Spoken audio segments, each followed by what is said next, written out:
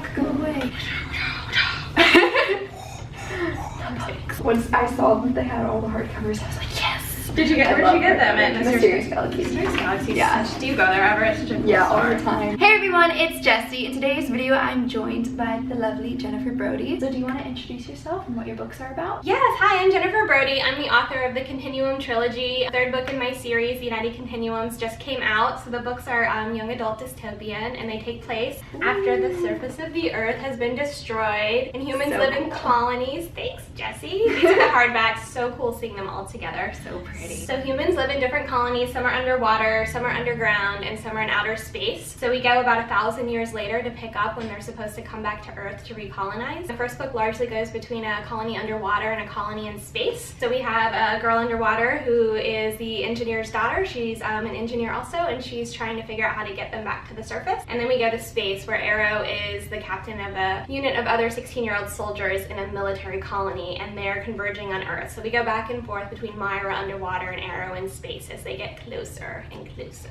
It's so cool. I've been in such a reading slump, and I just started reading that one. Now I have them all in hardcover, so now that this one's out, I can binge through the whole thing, and I'm so excited. I can't wait to see what you think. Oh my god, and we're just working on putting the movie together, so I'm so excited. A movie? Yes, we were packaging. I did not know that. Yes, and I can't say everyone who's involved, but a company named Zero Gravity is producing. We have our full package, so I'm so excited when I get to tell you who's directing, because they're involved with some of my favorite movies of all time. And we have a screenwriter who just committed, so we'll be pitching major studios after Labor Day, so keep your fingers crossed. That's so cool. Congratulations. Thank you.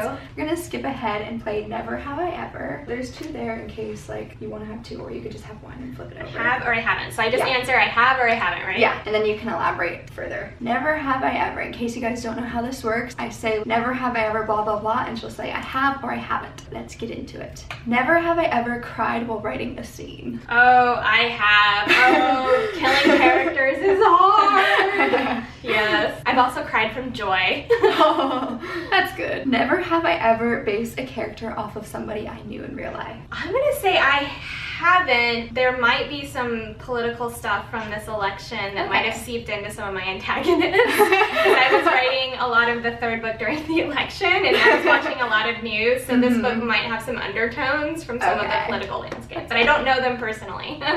Never have I ever not met a deadline. You know, maybe I have moved. Does it count if I've moved deadlines? I usually meet my deadlines and say, but I've had to ask for extensions, but never anything major. I'm not one of those writers who's like, I never turned the book in. No, I'm kind of crazy. I went to like Harvard, y'all. I'm like a crazy like type A person. Never have I ever pantsed an outline. Oh, I pants. Yeah, you know, I kind of go in between. So I'm gonna say I have pantsed an outline. I kind of know the big things that happen usually, and then I kind of go let some of the organic breathing come into the story. So I don't like to overly outline. So I'm in the middle. So I do pants things. There's things that surprise me that I didn't plan in the books. So yeah, I do that too when writing. Yeah, it's fun. I think it's the best way to go. I think you just want to know like the big things, so that you're not writing blind. Mind creates things that fit along the way. Exactly. It's amazing how the process works. Aw, Jessie, I want to read your writing.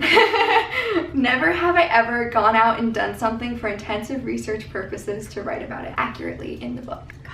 I would say I haven't in terms of the real world, because I make up some crazy things, so I can't really go to like Mars or anything. But I like to read a lot of stuff and write, do research that way and talk to people. My new book has a lot of military themes. It's a new young adult book, so I've been trying to talk to some soldiers and read about the experience of what it's like when you enlist and go to basic. So I tend to do it that way. I can't really go. I would go down to the ocean trenches if I could jump on like James Cameron's sub and like go down to the Marinara Trench or whatever. I would, but I don't quite have the means for that. I would like to go on a submarine. I got a lot of submarine stuff in these. I just walked through one. I've never actually. I went in one in Hawaii, and I was like, why is there green all over my hands? And when I got up to the shore, it was blood. I didn't realize that. My nose had blood everywhere. And like underwater, it's literally, it's glowing green. I was like, my mom was like, what is this? See, if I knew you, I might have written that into 13th Continuum. That's a good story. Yeah.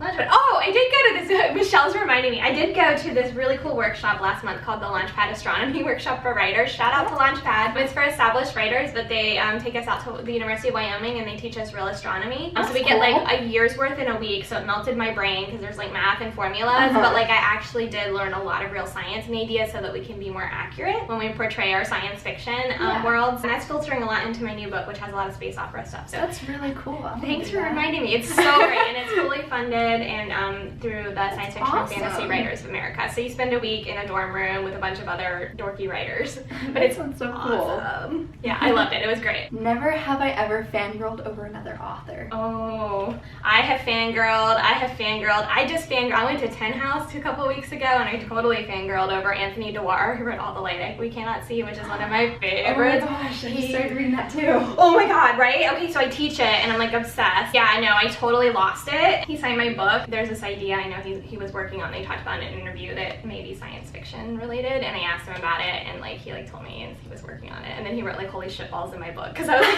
holy shitballs. I told you. Sorry, I know that was profanity, but I was like, so it's actually written in my hardcover of All Light We Cannot See. That's what he wrote. Yeah, my dad had met him at BEA last year and got the book signed, and he just kept raving to me about it. I was like, okay, I'll read it because I love World War II books. Oh, well then you're gonna love it because I told Anthony, my son, I was like, the back cover is so depressing. It's like a blind girl in Paris during World War II. I almost didn't want to read it, but you were teaching in a workshop I was going to, and I felt like I needed to. And he was like, yeah, all my ideas just sound terrible. I just have to write them. But when you pick it up, it's just transcendently good, and it's like a page turner. Like you can't put it down. I think he's one of the greatest writers right now, but I fangirl over all kinds of folks. So Tin House, I was totally a lot of writers that I admire. Jim Shepard, Manuel Gonzalez, who's like my buddy. And I worked with Kelly Link, who I mentioned, who's amazing. But yeah, no, and there's writers, like if I ever met Stephen King, I think I would just pass out. Like I think I would just blindly pass out, or Anne Rice, who like got me through high school basically. So that was it for this interview because my camera keeps dying and I don't have the charger for my battery, so unfortunately I can't ask any more questions, but thank you so much for being on my channel. Thanks, Jesy. And next time we come to LA, we're just gonna have to pick it up because you're so fun to talk. Oh crap. Are you out?